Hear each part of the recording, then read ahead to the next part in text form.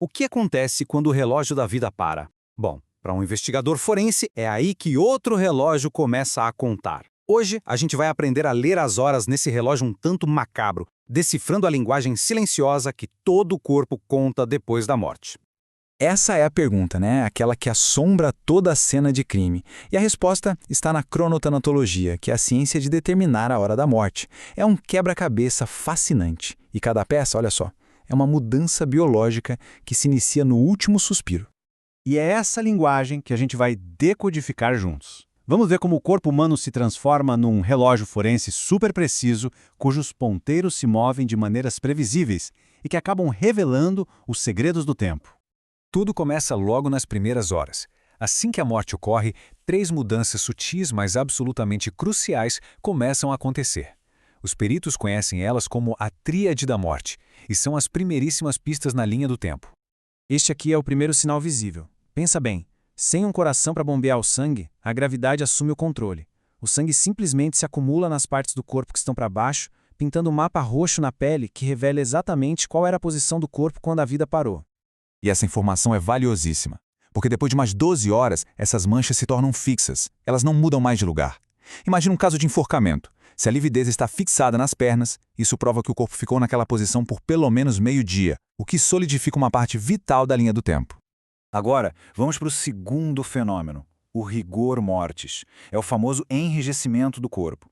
Mas ele não é instantâneo, muito pelo contrário. Ele segue uma marcha bem previsível e metódica pelo corpo.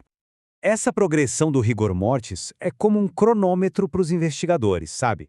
Começa nos músculos menores, como os da mandíbula, e vai descendo, o que oferece uma janela de tempo bastante confiável, especialmente nas primeiras 24 horas. E para fechar a tríade, temos o algor mortis, o resfriamento. É pura física. Sem o nosso motor interno gerando calor, o corpo começa a perder temperatura para o ambiente. A taxa desse resfriamento, claro, pode ser influenciada por roupas e pelo local, mas oferece mais uma peça importante para o quebra-cabeça do tempo. Depois das primeiras 24 horas, a tríade da morte dá lugar a um processo muito mais dramático e transformador, a putrefação. É aqui que o relógio forense entra em uma fase completamente nova.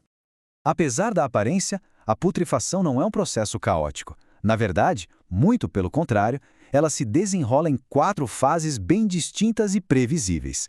Para um investigador, entender essa sequência é como ter um verdadeiro mapa do tempo. Essa é a fase cromática. A chamada mancha verde abdominal, que geralmente aparece na parte inferior direita, é a primeira grande pista visual de que a decomposição bacteriana lá dentro já começou. É o ponto de partida para tudo que vem a seguir. Em seguida, vem a fase gasosa, e a transformação é, assim, impressionante. Os gases da decomposição interna inflam o corpo, alterando drasticamente a aparência dele. A rede de vasos visíveis na pele, por exemplo, para um olho não treinado poderia ser facilmente confundida com lesões, o que mostra como um conhecimento especializado é crucial. Na fase colicativa, o corpo começa a entrar em colapso. Os tecidos moles se liquefazem. E esse processo todo cria um ambiente que atrai os próximos atores-chave na nossa linha do tempo forense. E essa nova fase atrai testemunhas, mas não são testemunhas humanas, e sim os peritos originais da natureza, os insetos. A entomologia forense é um campo simplesmente fascinante. As moscas são frequentemente as primeiras a chegar a uma cena, às vezes em questão de minutos para depositar seus ovos. Elas são as primeiras testemunhas. E aqui está o pulo do gato. O ciclo de vida desses insetos é extremamente previsível. Ao analisar o estágio de desenvolvimento das larvas encontradas no corpo, os entomologistas conseguem fazer uma contagem regressiva com uma precisão impressionante até o momento da morte. Bom, até agora a gente falou sobre destruição, né? Mas às vezes, sob condições muito específicas, a natureza escolhe preservar as evidências em vez de apagá-las. E isso ilustra de forma brilhante como a localização é tudo na ciência forense.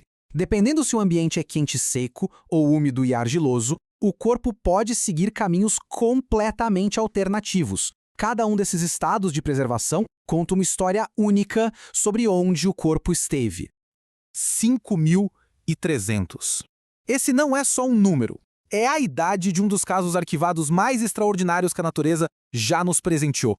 O Otzi foi encontrado por acaso nos Alpes. A descoberta dele foi como encontrar uma cápsula do tempo biológica, abrindo uma janela sem precedentes para a vida na Idade do Cobre. As pistas encontradas no corpo dele e com ele são incríveis. O ponto crucial é que seu corpo contou uma história muito mais completa do que qualquer texto antigo poderia contar. A ponta de flecha no ombro dele não revela apenas um assassinato, mas nos fala sobre a violência e os conflitos que eram uma realidade brutal da vida há mais de 5 milênios.